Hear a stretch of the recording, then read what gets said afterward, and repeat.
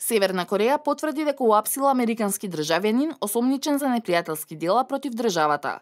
Ким Хак Сонг работел на Универзитетот за наука и технологија во Пјонгјанг и бил уапсен во саботата.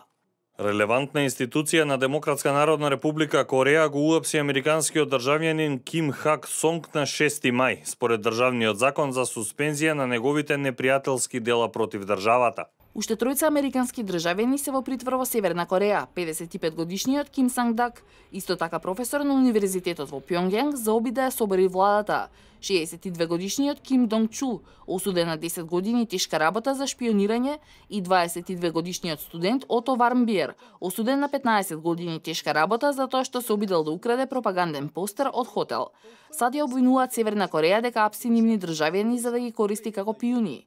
Ким Хак Сонг претходно се опишувал себе си како христијански мисионер кој сакал да отвори експериментална фарма на универзитетот во кој главно студираат децата на севернокорејската елита и основан и финансиран од американски и јужнокорејски христијански донатори.